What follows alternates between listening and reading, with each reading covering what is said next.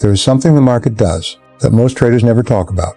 It does not only hunt your stop loss, it hunts your weakness, it finds the crack in your composure, and it pries it open. The trader who panics loses. The trader who swears revenge after a bad day loses faster. But here is what I have seen across decades of watching price move. And people crumble. The traders who endure, who actually build something lasting, they are not the most brilliant. They are not the most informed. They are the most composed. Tonight, let me show you how a dancer from the 1950s learned to quiet his fears and let his rules, not his impulses, decide every move. My name is Nicolas Darvas, and I want to speak to you plainly. I was not born into finance. I did not study markets in any university. I was a ballroom dancer. I traveled the world with a partner, performing in theaters and hotels across Europe and America. While others slept, I read financial pages. I sent telegrams to my broker from dressing rooms and lobbies. I made my decisions alone, far from any crowd, far from the noise of the trading floor. I turned a small stake into a fortune that changed my life. Not through luck, not through brilliance, through discipline, through a systematic approach to how price behaves, and most critically, through a relentless, sometimes painful, mastery of my own emotions. Now, I look at you across the years. The tools have changed beyond anything I could have imagined. But when I look at what is happening inside a trader's mind, nothing has changed at all. You know the feeling. You had a plan, a good plan. And then the moment arrived and something inside you flinched. You moved the line. You held on too long. You closed the winner early because your hands trembled at the thought of giving the profit back. Or perhaps the opposite. You watched a move happen and felt that sick, hollow panic of being left behind. So you jumped in late. And the moment you did, it reversed. I know these feelings. I lived them. Every one of them. And I want to tell you something that took me years to fully accept. That was not a market problem. That was you. And you can fix it. Let me define what I mean by emotional resilience in trading, because the word gets thrown around loosely. Emotional resilience is not about being cold. It is not about feeling nothing. It is the ability to hold steady, to stay with your plan when price moves against you or uncomfortably in your favor, without abandoning what you decided in your calm moments. That is it. Simple, but not easy. Here is the truth that most traders resist hearing. Most traders do not fail because their ideas are always bad. They fail because they cannot execute consistently under emotional pressure. A modest method, followed with iron discipline, will outperform a brilliant method followed only when it feels comfortable. Let me paint two pictures for you. There is a trader, let us call him the man who could not bear the pain. Every time a position moved against him, he told himself, just a little more room, just a little further, it will come back. And so he moved his exit. Again, what began as a manageable, planned loss became a wound, then a scar, then a debt. He was not stupid. He knew, before he entered, exactly where he was supposed to exit. He had decided it in calm. But in the heat of the moment, his pride spoke louder than his rules. Now consider the other trader, the one who could not hold a winner. Every time a position moved in his favor, his fear spoke up. What if it reverses? What if I give it all back? And so he closed early. He took the thin profit. He was safe. And then he watched the position continue in his original direction without him. He did not lose money on that trade, but he lost something more important. He lost the full reward that his correct decision deserved. And slowly, across hundreds of such decisions, his edge was quietly strangled. Both of these traders had ideas that worked. Their problem was never the idea. Their problem was the emotion that corrupted the execution. This is where the real battle is fought, not in the ledger, in the mind. Now let me walk you through 4 traps, 4 specific patterns that destroy traders emotionally. I have seen them all. I have fallen into some of them myself. Listen carefully here, because you will recognize yourself in at least one of these. The first trap, I call it the desperate chase. You hear about a move, or you see one beginning, and suddenly the thought arrives, I am missing this. And that thought is unbearable. So you act, you enter late, you pay a price you never planned to pay. And for a moment, perhaps the position moves with you, your heart races, you feel vindicated. But you entered on emotion, not on a plan, and positions entered on emotion are fragile. The moment price stutters, the fear returns. You have no anchor. You exit in a panic, usually near the low. The inner question to ask in that moment is this: am I entering because my conditions are met, or because I am afraid of being left behind? I learned this the hard way. In my dancing years, I sometimes arrived late to a party. I had learned that the correct response was to wait for the next dance, not to stumble onto the floor mid-song and knock everyone over. The second trap, the wounded ego. This is where most traders bleed most quietly. You entered with conviction, the position moved against you, and now your planned exit is right there waiting. But taking that exit means admitting you were wrong, and that feels unbearable. So you wait, you tell yourself a story, you find a new reason to stay, the loss grows. The inner question here is simple. Is this a trade decision or an ego decision? When I was beginning, I held on to bad positions like a man holds on to a losing argument. I thought I was being patient. I was not. I was being proud. And pride is the most expensive luxury in this business. Small losses are the tuition you pay for good decisions. Large losses are the penalty for refusing to learn. The third trap, the sudden hero. You had a good run, a strong week, several decisions that paid off. And then, almost without noticing, something shifts inside you. You feel invincible. You increase your size beyond your rules. You take a position you would never have taken 2 weeks ago. You feel that the rules, perhaps they were for a lesser version of you. The inner question here is this: am I following my method, or am I following my ego's recent history? I remember the feeling precisely. After a strong run in the bull market of the late 50s, I began to feel like a genius. And geniuses, I told myself, do not need rigid rules. The market corrected that belief swiftly. The fourth trap, the silent spiral. This one is quieter than the others, and therefore more dangerous. You have a bad day. You tell yourself you will win it back. You trade again. Another loss. You trade larger, another loss. By the end of the session, you are not trading anymore. You are gambling. And you are doing it in a quiet, orderly-looking way. That fools even yourself. The inner question to ask is this: am I trading because my conditions are met, or because I am in pain and need relief? This spiral destroyed more accounts than any single bad trade ever did. It is not dramatic. It is a slow, quiet unraveling.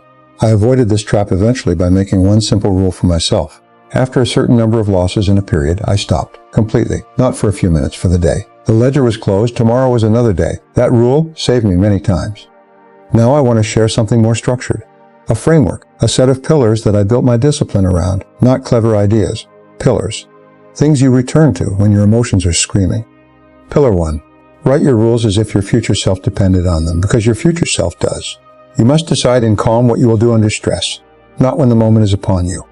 Write your rules in plain language. What conditions must be present before you act, where you will exit if wrong, how much you are willing to risk, and then treat those rules as law. Not as suggestions, not as guidelines you revisit each time the situation feels a little different.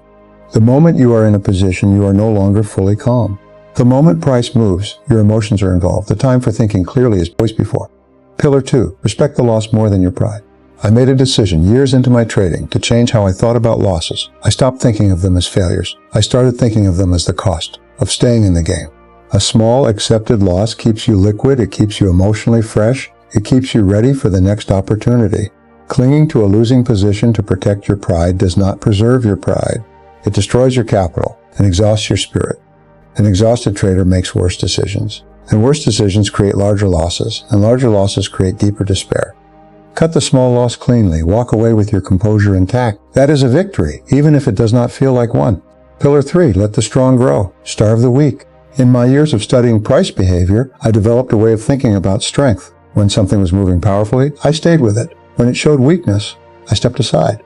Emotionally, this required patience and a kind of faith in what I had already decided. Most traders do the opposite. They grow impatient with their winners and nurse their losers. They cut the strong things early and pour attention into the weak things, hoping to save them.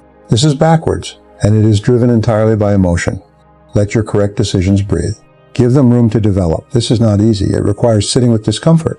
But that discomfort, when endured with discipline, is where the reward lives. Pillar 4. Guard your mental energy like capital. I learned this as a performer. Every night on stage required energy. If I squandered my energy backstage, I had nothing left to give the audience. Trading is the same. Every decision you make costs mental energy. Every moment you spend watching every small movement of price costs energy. Every argument you have with yourself about what to do next costs energy. When your mental energy is depleted, your discipline collapses. You start to act impulsively. The rules you wrote in calm seem distant and theoretical, so protect your energy deliberately. Do not make unnecessary decisions. Take deliberate pauses between actions. Write in a journal after each session, not to count profit and loss, but to observe your own state of mind. Quality of decision matters far more than quantity of activity. Pillar 5. Detach your identity from each trade. This may be the most important pillar of all. A trade is a decision. It is one decision among many thousands you will make in your career. If you tie your self-worth to the outcome of that one decision, you become fragile. A loss becomes a verdict on your intelligence. A win becomes proof of your superiority. And both of those reactions distort the next decision. You are not the trade. You are the trader. The trader who follows rules consistently, who accepts small losses without drama, who lets strong positions work. That trader builds something over time, not in a single trade. Over time. Detach. Execute. Move to the next one. Now let me give you something practical, a daily ritual, not complicated, not time-consuming. Before you begin each session, do this. Sit quietly for a few minutes, not to meditate in any mystical sense, simply to arrive, to settle your mind before the action begins. Read your rules out loud if possible. Not because you have forgotten them, but because reading them aloud makes them real and present. Then, and this is important, state what you will not do today. Say it to yourself clearly. Today I will not chase a move that has already happened. Today I will not move my exit to avoid a small loss. Today I will not increase my size because yesterday went well. Make it specific to your own habits. You know your weaknesses. Name them, forbid them before the session begins. During the session, when you feel your heart rate change, when your mind starts spinning, when you feel urgency or panic or that desperate need to act, ask yourself 2 questions. Is what I am about to do in my rules, am I calm right now or am I emotional? If the answer to either question gives you doubt, inaction when emotional is almost always the correct choice. After the session, review what happened. But here is the key. Do not review only the financial result. Review your behavior. Ask, did I follow my rules today? Ask, where did emotion take over? Write it down. 1 or 2 sentences, nothing elaborate. Over time, this record becomes a mirror. You begin to see your patterns clearly. You begin to catch yourself earlier. The emotional muscle grows stronger, not because you became a different person, but because you practiced. This is how resilience is built. Not in one dramatic decision, in the daily repetition of small, correct choices. I want to close by speaking to you directly. I know you are frustrated.